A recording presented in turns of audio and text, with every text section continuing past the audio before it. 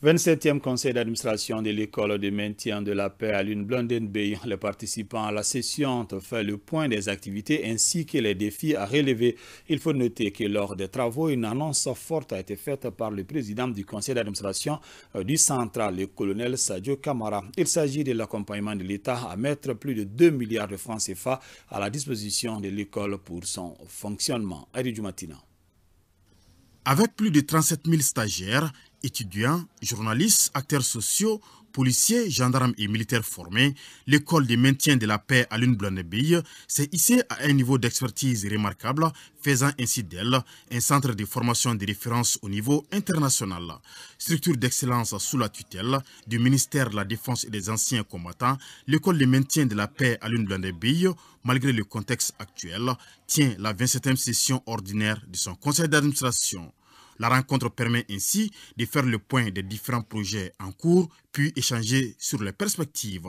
Les fins observateurs que vous êtes, forts de vos expériences et de vos expertises, savez apprécier l'évolution de la situation et y adapter les réponses. Sur le plan de l'instruction, 32 stages classiques ont été conduits de janvier à juin, malgré les immenses défis liés à la mobilisation des ressources. Le centre a également réussi à mettre en place des comités scientifiques et d'éthique sur les questions liées à la paix et la sécurité.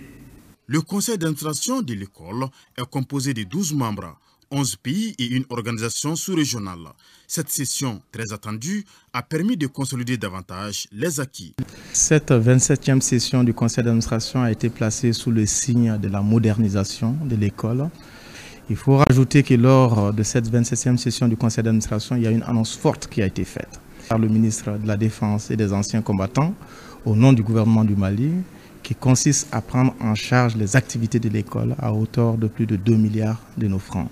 Donc cette annonce forte nous réconforte davantage, mais également nous met la pression pour continuer dans ce que nous faisons et pour faire encore mieux, pour rayonner davantage, non seulement au nom du Mali, mais également au nom de toute l'Afrique.